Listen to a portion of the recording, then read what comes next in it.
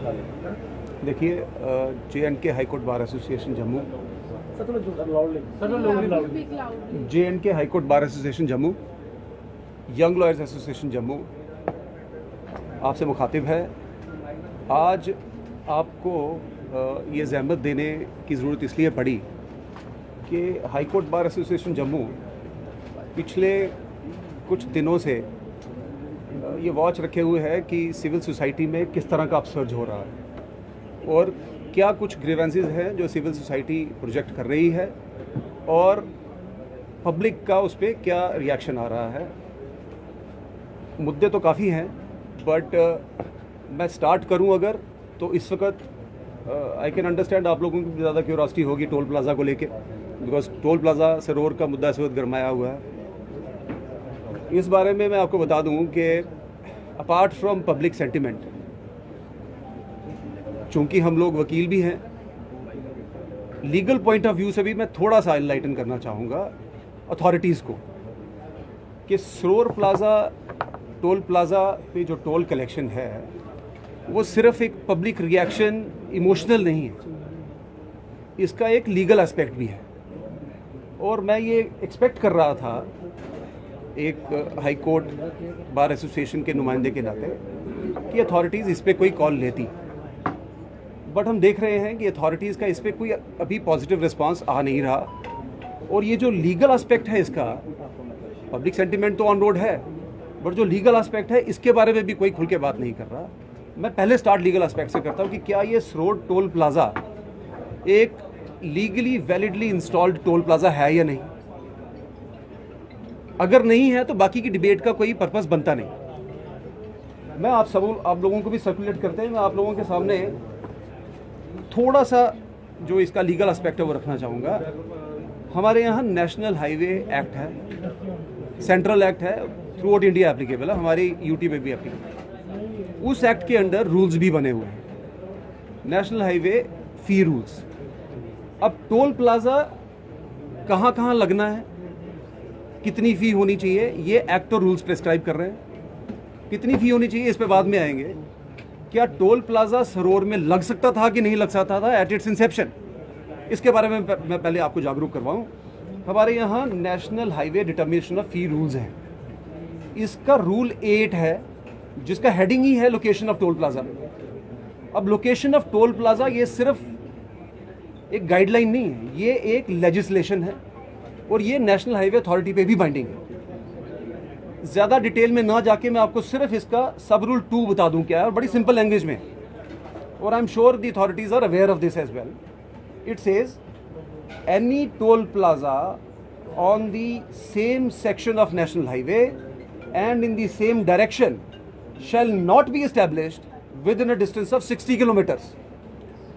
अगर एक कानून सेंट्रल गवर्नमेंट ने बनाया और उसकी एक बड़ी सिंपल सी सब रूल 2 है क्लॉज जो ये कहती है कि 60 किलोमीटर के डिस्टेंस पे टोल प्लाज़ा नहीं हो सकता, मीनिंग देयर बाई कि 60 किलोमीटर में 2 टोल प्लाज़ा नहीं होंगे।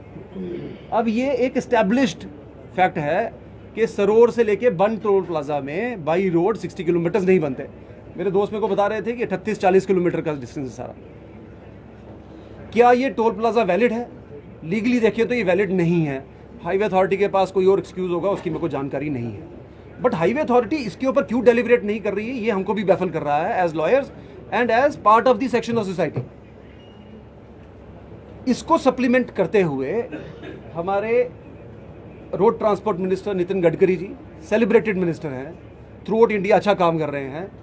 इनका on floor of parliament 22 March 2022 का इनका ऑन फ्लोर ऑफ पार्लियामेंट उनकी स्टेटमेंट है, उसकी कॉपी भी हम आपको डिस्ट्रीब्यूट करते हैं। उन्होंने कहा है कि 3 महीने के अंदर अंदर उनको भी कंप्लेंट्स गई होंगी कि 60 किलोमीटर के अंदर इंडिया में इस पॉइंट्स के ऊपर 2 टोल प्लाजाज भी हैं, सो इलीगली टोल कलेक्ट किया जा रहा है। उनकी स्टेटमेंट है फ्लोर ऑफ द हाउस कि 60 किलोमीटर के अंदर कोई भी 2 टोल प्लाजा होंगे वो हम नहीं चलने देंगे, 3 महीने के अंदर अंदर हम उनको रोक देंगे। ये 2022 मार्च की स्टेटमेंट है उनकी। और हम बिलीव करते हैं कि जब एक मिनिस्टर किसी भी क्वेश्चन का आंसर देगा floor of the house of the parliament, वो प्रॉपर्ली गाइडेड होगा by the concerned secretaries in terms of the law.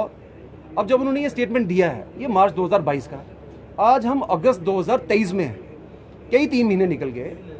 मेरे को ये समझ नहीं आ रही है कि जिस नेशनल हाईवे अथॉरिटी का ये कानून है जो उनके ऊपर बाइंडिंग है, जिसमें मिनिस्टर साहब ने statement floor of the house of parliament दी, उसके बावजूद ये टोल प्लाजा कैसे चल रहा है, ये हमारी समझ से बाहर। लीगली इसका क्या करना है वो एक सेपरेट एस्पेक्ट है, बट अथॉरिटी का अपना भी तो एक कोई रोल है। सो नेशनल अथॉरिटी क्यों वेट कर रही है कि कोई किसी को चैलेंज करेगा इस प्रोविजन को, या कोई इस टोल प्लाजा की एग्जिस्टेंस को चैलेंज करेगा तो ही वो कोई एक्ट करेंगे। They are required to act on the terms of law which is squarely applicable to them. So हमारी नज़र में जो हमने जब बैठ के ये प्रोविजन देखे हैं, ये टोल प्लाजा अदरवाइज भी लीगली इंस्टॉल्ड नहीं है। अब इसका दूसरा एस्पेक्ट जहाँ पर फैक्चुअल मैटर भी जुड़ा। फैक्चुअल मैटर ये है कि हम सबको पता है कि ये जो पीछे फ्लड कंडीशन आई, जो इतनी ज़बरदस्त पीछे बारिशें हुई, ब्रिज बैठ गया, रोड बह गई। टोल प्लाजा किस लिए होता है? टोल प्लाजा इसलिए है कि अगर पब्लिक या प्राइवेट फंड से कोई हाईवे बना है, उसकी मेंटेनेंस की कलेक्शन चार्जेस हैं। अब अगर मेंटेनेंस की कलेक्शन चार्जेस हैं तो मेंटेनेंस तो तब होगी जब वो रोड वर्किंग कंडीशन में होगी। आज आप सबको पता है कि सरोर से लखनपुर या कठुआ जाने के लिए 3-3.5 घंटे का टाइम लग रहा है। जो हाईवे इन लोगों ने जिसके लिए टोल प्लाजा रखा, वो हाईवे तो काम नहीं कर रहा, सो उनको बाईपास दिया जा रहा है। जब आपका हाईवे ही काम नहीं कर रहा तो टोल प्लाजा किस कॉन्टेक्स्ट में आप लोग कलेक्ट कर रहे हो, ये भी कोई हमारी समझ से बाहर है। ये कोई स्टैट्यूटरी बाइंडिंग नहीं है, कोई अथॉरिटी नहीं है इसके ऊपर टोल प्लाजा को कलेक्ट करने की। लिहाजा जब इतना पब्लिक सेंटिमेंट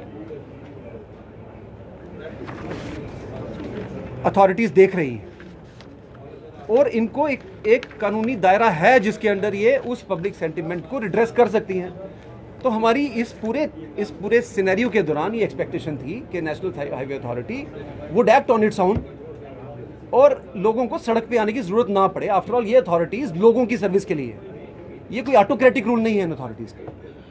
सो अब तक जब इन्होंने कोई कार्रवाई नहीं की, हमारी सिविल सोसाइटी सड़कों पे है और बिना मतलब के वो चीज़ जो ऑलरेडी प्रिस्क्राइब्ड है वो हो नहीं रही, इसका जवाब भी कोई नहीं आ रहा। सो ये ऑटोक्रेटिक रूल जो हाईवे अथॉरिटी अपने से ही अज्यूम कर रही है, ये नहीं होना चाहिए। हाई कोर्ट बार एसोसिएशन का मानना है कि नेशनल हाईवे अथॉरिटी को, सेंट्रल गवर्नमेंट कंसर्न्ड मिनिस्ट्री को जल्द से जल्द सामने आके इस इशू को, जो कि अवॉइडेबल इशू है, अननेसेसरी इशू बन रहा है, नहीं बनने देना चाहिए। और ये टोल प्लाजा जब तक ये सड़क काम ना करें तब तक कम से कम इस टोल प्लाजा को सस्पेंड करना चाहिए। इसमें कोई इलीगल या अनजस्टिफाइड डिमांड नहीं है जिसके लिए किसी को गिरफ्तारियां देनी पड़े या सड़कों पे जाके नारा लगाना पड़े। साथ साथ मैं इसका ये भी बता दूं आपको कि गवर्नमेंट के पास, सेंट्रल गवर्नमेंट के पास इस सिनेरियो में क्या टोल एग्जेम्प्ट करने की पावर है या नहीं है। हमारा रूल बताता है, इसी रूल्स की क्लॉज 3 बताती है कि central government by notification can exempt any section of national highway, bypass, tunnel constructed through a public funded project from levy of such fee और part thereof subject to such conditions. आपके पास दोनों provisions हैं। आप क्यों एक statement नहीं देके ये सारा सिनेरियो, सारी जितना भी एग्रेशन या जितनी भी ग्रीवेंस है, इसको सेटल करें, बजाय इसके कि लोग सड़कों पे आए। आपको खुद जाना चाहिए लोगों के पास और कहना चाहिए जी हम आपको वो सड़क नहीं प्रोवाइड कर पा रहे फॉर द टाइमिंग, जब तक ये रिपेयर नहीं होगी, ये वापस से जब तक हम इसको रवा नहीं करते तब तक हम ये सस्पेंड रखेंगे। इसमें कोई इलीगैलिटी नहीं है जो हाईवे अथॉरिटी ने करी। This is a rule binding on them. इसके साथ साथ ये सिर्फ ये छोटी छोटी चीज़ें हैं, लेकिन हाईवे अथॉरिटी को जब हम जगा रहे हैं, national highway authority must act on it. हमारे यहाँ 10 सेकेंड रूल है, ये भी प्रिस्क्राइब्ड है गाइडलाइंस में। किसी भी टोल प्लाजा पे अगर 10 सेकेंड से ज़्यादा, जब से फास्ट टैग प्रोविजन आ गया और फास्ट टैग पेनिट्रेशन 99% बता रहे हैं अपने नेशनल डेटाबेस में कि इसकी पेनिट्रेशन 99% है, टोल प्लाजा सारे फास्ट टैग से कवर्ड हो रहे हैं। जब फास्ट टैग पेनिट्रेशन है टोल प्लाजा में, 10 सेकेंड से ज़्यादा अगर किसी भी व्हीकल को रुकना पड़े या 100 मीटर से ज़्यादा लंबी लाइन हो, उसको भी टोल प्लाजा एग्जेम्प्टेड है। आप सरोर टोल प्लाजा की बात छोड़िए, जब हम नेशनल हाईवे अथॉरिटी की ओमिशंस के ऊपर आ रहे हैं तो आप बन टोल प्लाजा ले लीजिए। 3-3, 4-4 घंटे हमको कई बार वेट करना पड़ता है जब हमने यहाँ से कहीं उधमपुर कोर्ट या कटरा या रियासी कोर्ट जाना होता है। अनप्रेसिडेंटेड जैम होता है, लोगों को कई बार यानी यू टर्न करके वापस आनी पड़ती है जी, टोल प्लाजा से रास्ता नहीं मिल रहा। और मैंडेट ये है कि अगर टोल प्लाजा है उसके 100 मीटर से पहले एक येलो लाइन खींची जाएगी और वो 100 मीटर से के बाद अगर किसी को वेट करना पड़े तो उससे टोल प्लाजा नहीं लिया जाएगा। सो ये कुछ एक चीज़ें हैं जो हम देख रहे हैं, एक क्लियर ओमिशन है on the part of national highway authority as well as central government. हमारी बतौर हाई कोर्ट बार एसोसिएशन ये एक रोल है। Second, being legally aware citizen part of the society of JK, ये हमारा रोल बनता है कि हम स्ट्रेस करें कि हाईवे अथॉरिटी सेंट्रल गवर्नमेंट इस पे एक्ट करे, जल्द से जल्द इसको रिड्रेस करे, बजाय इसके कि इसको आप आउट ऑफ कंट्रोल सिचुएशन देने की खुद ही कोई ऐसी ओमिशन करो और बाद में कहो जी देखो ये फलाना ये हो गया और वहाँ ये हो गया, और फिर आपको कोई ऐसे मेजर्स अडॉप्ट करने पड़े जिसका रिएक्शन पब्लिक में भी हो। सो ये था with regard to toll plaza. Sir आप खुद कानून के जानकार, क्वेश्चंस मैं लेता हूँ आपसे, मैं देखो दूसरा वाला भी करना। Second burning issue which is being raised in civil society, and we see day in day out, we are seeing that there is a public upsurge even against installation of smart meters. Smart meters, I fail to understand how smart they are when the reading they are generating is not corresponding to the actual consumption of the units of electricity. फिर इनको smart meters का क्या नाम दिया गया है, आई fail to understand. हम लोग आए दिन मीडिया में आप ही के पोर्टल्स के माध्यम से देखते हैं, आप लोग भी 24/7 इस सर्विस में हो कि जहाँ से भी कोई पब्लिक की ग्रीवेंस आ रही है उसको प्रोजेक्ट किया जाए, अथॉरिटीज़ तक पहुँचाया जाए। हम आपके भी थैंकफुल है, you are true watch dogs for the societies rights. अब तक तो हम सुनते ही आए थे कि स्मार्ट मीटर्स पे रेट्स ऑफ इलेक्ट्रिसिटी डिसप्रोपोर्शनेट हैं यूनिट्स ऑफ इलेक्ट्रिसिटी कंज्यूम। मैं शॉक्ड हूँ। हमारे यहाँ फॉर्मल एडिशनल एडवोकेट जनरल है रविंद्र शर्मा जी, सीनियर लॉयर। इनके घर का बिल आज मेरे को उन्होंने बताया है। I don't know how the authorities would justify this. इसकी कॉपी भी आपको दे देंगे ताकि आप लोगों के भी रिकॉर्ड में रहे। ये जुलाई 2023 का बिल है। इसके टॉप राइट कॉलम में है यूनिट कंज्यूम्ड हैं 208। इसको प्लीज नोट करिएगा, यूनिट कंज्यूम्ड हैं 208। जो इसका ओपनिंग बैलेंस है वो बताते हैं 34,557, बट जो आउटस्टैंडिंग बता रहे हैं total amount due for the month of अगस्त वो बताते हैं 1,96,328। आप मेरे को बताइए, ये अथॉरिटीज, ये जो हमारी पीडीसी या पीडीडी काम कर रही है, ये इन मीटर्स को स्मार्ट मीटर्स कहेगी? They are dead meters. 208 unit में आपने पर यूनिट क्या रेट लगाया? ऑब्वियसली जब इस किस्म के बिल आएंगे तो आप क्या एक्सपेक्ट करोगे? जनरल पब्लिक का एक रिजेंटमेंट तो आएगा कि आपने क्या किया है, कि आपने पर यूनिट टैरिफ बढ़ाया है, उस वजह से 208 अगर यूनिट कंज्यूम हुए हो तो बिल 1,96,000 रुपये आ गया। अगर आपने यूनिट नहीं बढ़ाए, अगर आपने पर यूनिट टैरिफ नहीं बढ़ाया, तो फिर इन यूनिट्स के लिए 34,000 ओपनिंग बैलेंस और आउटस्टैंडिंग 1,96,000। इसका मतलब है मीटर में कहीं फॉल्ट है। अगर मीटर में फॉल्ट है तो कंज्यूमर क्यों अपनी आवाज ना उठाए? और अगर कंज्यूमर अपनी आवाज उठा रहा है तो फिर अथॉरिटीज का ये ऑब्लिगेशन है, दायित्व है उनका, ये दे आर पब्लिक सर्वेंट्स, ये उनकी ड्यूटी है कि ये जितने भी ये इनके जनरेटेड बिल्स हैं, ये अथॉरिटीज बिल, इनको गैदर करे और बताए कि ये क्यों हो रहा है ऐसा। It means something is faulty somewhere. अगर स्मार्ट मीटर के बाद भी इस किस्म का बिल जनरेट होगा तो आई एम श्योर कि आप 2 या 3 या 4 महीने के बाद फिर एक नई टर्मिनोलॉजी देखोगे कि जनाब आप ये फलाने वाले मीटर लगाएंगे। आप लोगों की अगर इफ यू रिकलेक्ट, मैं तो अपने इस 7-8-10 साल में देख चुका हूँ, ये 4th लेवल का मीटर आ रहा है।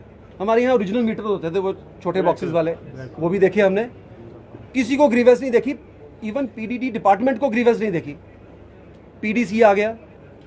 आई कैन अंडरस्टैंड जब कोई भी कॉरपोरेशन आएगी उसका रोल होगा रेवेन्यू जनरेशन का भी, क्योंकि ऑब्वियसली उन्होंने बैलेंस करना है between the expenses incurred and the revenue generation.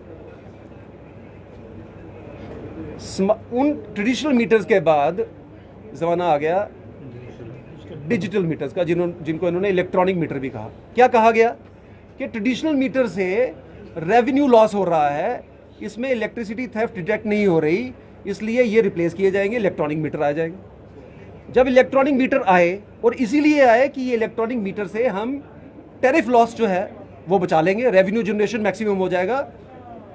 फिर वो इलेक्ट्रॉनिक मीटर फेल क्यों हुए, इसकी जिम्मेवारी पीडीटी डिपार्टमेंट की है। अगर उस वक्त की डिपार्टमेंट ने इन इलेक्ट्रॉनिक मीटर्स के लिए कंज्यूमर्स को चार्ज किया, मेरे को याद है हम लोगों ने भी पैसे दिए कि आप ये पुराने वाले अपने मीटर उठा लो यार, नए वाले लगा लो, हमको कोई दिक्कत नहीं है। हम भी टैक्स पेयर्स हैं, हम चाहते हैं कि गवर्नमेंट का लॉस बचे। बट जब आपने हमको इश्योर किया कि आप इलेक्ट्रॉनिक मीटर इसलिए ला रहे हो कि इसमें आपको टैरिफ रेवेन्यू जो है वो बढ़ेगा, इलेक्ट्रिसिटी की सीपेज जो है, जो थेफ्ट है वो रुक जाएगी, हमने आपका साथ दिया। उसके लिए हमने आपको इन मीटर्स के लिए भी पे किया, ये कंज्यूमर्स ने मीटर्स के लिए पे किया है अपनी पॉकेट से। वो मीटर क्यों फेल हो गए? अगर वो मीटर फेल हुए, इसका मतलब है या तो वो मीटर भी ठीक नहीं थे और कंज्यूमर्स के ऊपर एक एडिशनल आप लोगों ने बर्डन डाला। अगर वो मीटर ठीक थे तो फिर रिप्लेसमेंट की जरूरत नहीं थी। तो कहीं ना कहीं तो रिस्पॉन्सिबिलिटी फिक्स करनी चाहिए। एक के बाद एक अगर मीटर ही लगते जा रहे हैं तो कहीं तो कंज्यूमर्स को ये भी सेटिस्फाई कीजिए कि ये मीटर्स क्यों रिप्लेस किए जा रहे हैं। हम मान लेते हैं कि आपके इलेक्ट्रॉनिक मीटर भी फॉल्टी थे, बट कम से कम रिस्पॉन्सिबिलिटी फिक्स कीजिए जिन्होंने उनको सर्टिफाई किया कि यही मीटर ठीक है। आम जनता वहीं चलेगी जहां आप चलाओगे। आम जनता को आप लोगों ने बिलीव कराया, उनको आपने उनमें उनका ट्रस्ट लिया कि अब ये इन मीटर्स के बाद आपको कोई दिक्कत नहीं आने वाली, लोड शेडिंग भी नहीं होगी। लोड शेडिंग कितनी है आप लोगों को पता है, किसी को बताने की जरूरत नहीं। हम लोग अलग अलग लोकेलिटी, अलग अलग मोहल्लों से आ रहे हो, एटलीस्ट मेरे और सेक्रेटरी साहब और वाइस प्रेसिडेंट साहब के, YLA प्रेसिडेंट साहब के, वाइस प्रेसिडेंट साहब के, हम सबके घरों में लोड शेडिंग चल रही है। कितनी देर चलेगी? चल रही है। बाबा जी एक मिनट, बुलाओ बाबा जी ने बताओ। बाबा जी बैठो, आप कितनी देर चलेगी आपकी वार्तालाप? टाइम लगेगा बाबा जी, 10 मिनट आप बैठिए, आप बैठिए प्लीज, 10 मिनट चलो।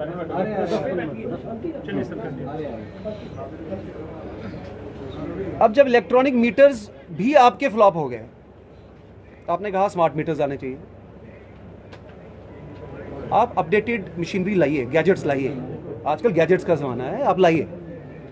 बट अब जब स्मार्ट मीटर आए हैं, कहीं तो इसको फुल स्टॉप लगाइए कि स्मार्ट मीटर्स के बाद आप लोग एक कंज्यूमर की ग्रीवेंस टोटली रिड्रेस्ड है और आपका रेवेन्यू टोटली सिक्योर है।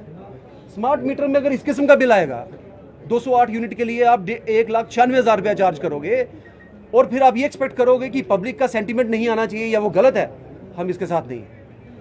Authorities must have a responsibility fix somewhere कि ये क्यों गलत हो रहा है। क्या ऐसा है कि जो 100 यूनिट आपके पास पीछे से मैन्युफैक्चर होकर आ रहे हैं, उनमें से 3-4 यूनिट ऐसे हैं जो फॉल्टी हैं?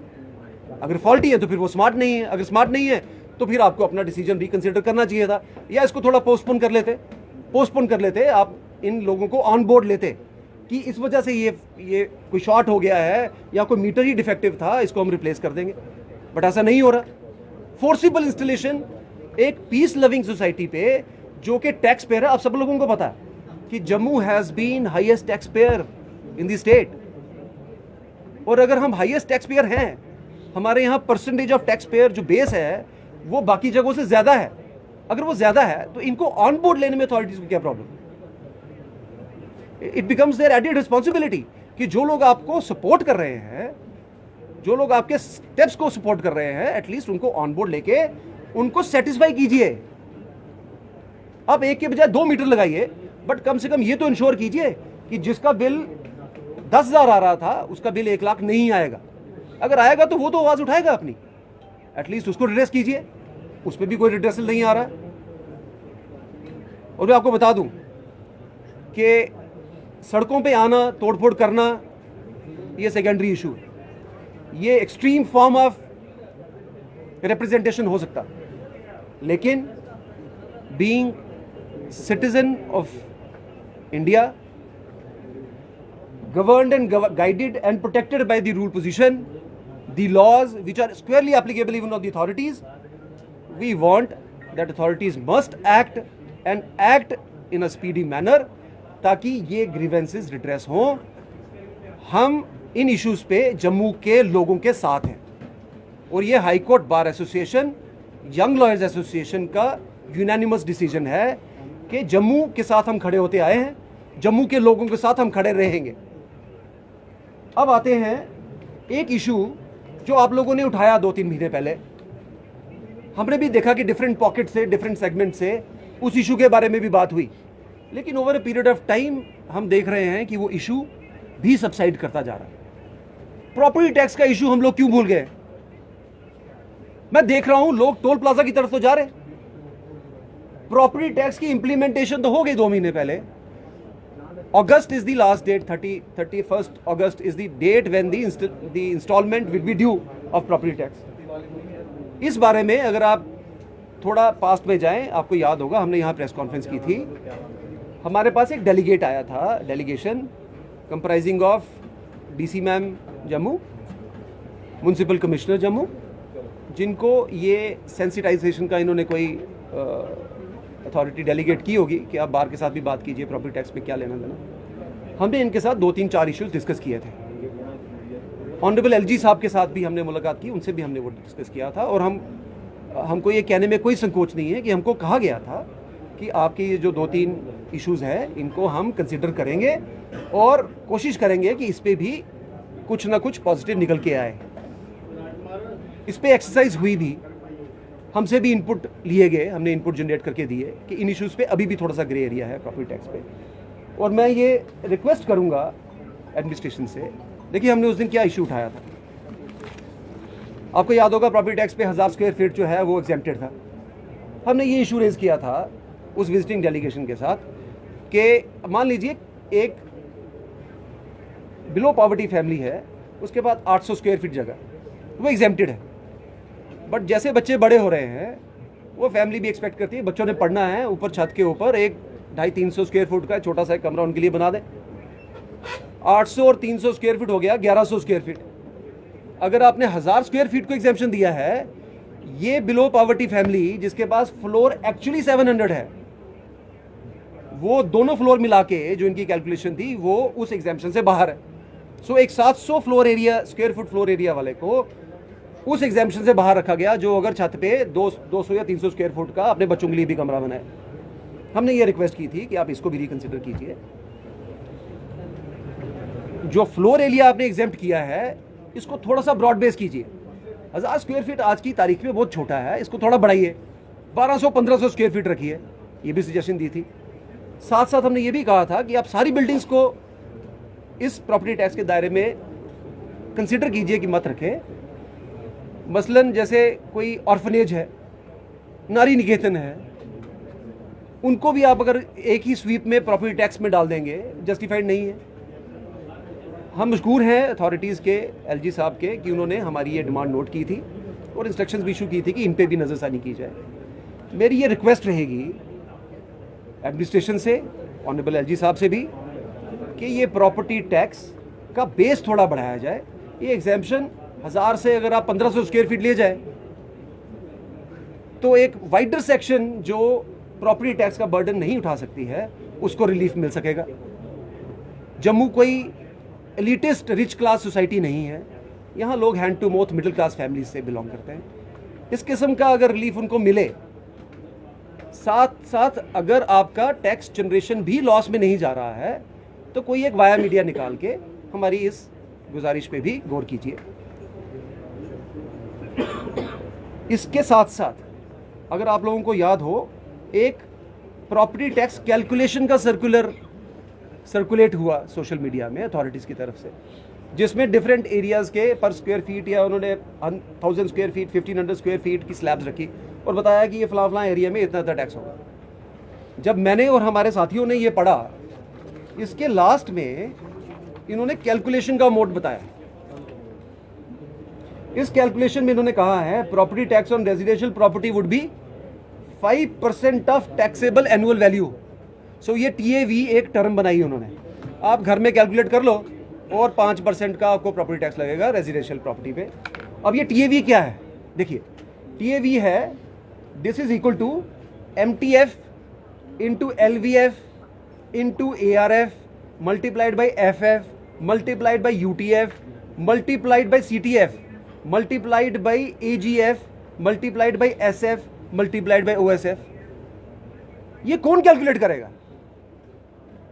आप प्रॉपर्टी टैक्स दे रहे हो का सॉल्यूशन दे रहे हो कैलकुलेशन, या आप कोई ऐसी रिडल डाल रहे हो कि लोग इसी की कैलकुलेशन में लगे रहे? आप इसको फॉर गॉड सेक सिंप्लीफाई कीजिए। हमको भी पता नहीं चल रहा है कि ये क्या है, और आप डेडलाइन भी डाल रहे हो। So please extend this deadline, have a relook at this calculation formula, इसको सिंप्लीफाई कीजिए, और ये अपना जो आपका जो base exemption area 1000 square feet है इसको बढ़ाइए।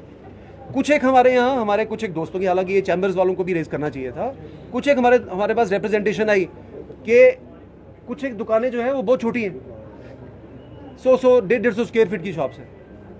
अगर आप उनको, किराना स्टोर्स हैं घर के बाहर ही किसी ने खोल ली है, ओल्ड एज में कोई अपनी सस्टेनेंस के लिए जिनके बच्चे बाहर हैं नहीं सस्टेन कर पा रहे हैं, उन बुजुर्गों ने कहीं कोई किराना स्टोर खोल लिया, आप उनको क्यों एग्जेम्प्ट नहीं कर रहे?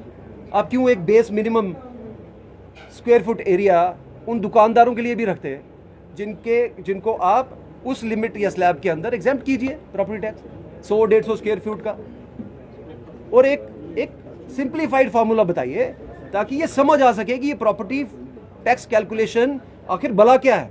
ये हमारी समझ से तो बाहर है। हमको भी इसके लिए शायद क्लासेस लेनी पड़ेंगी डिपार्टमेंट से कि ये कैलकुलेट कैसे किया जाए।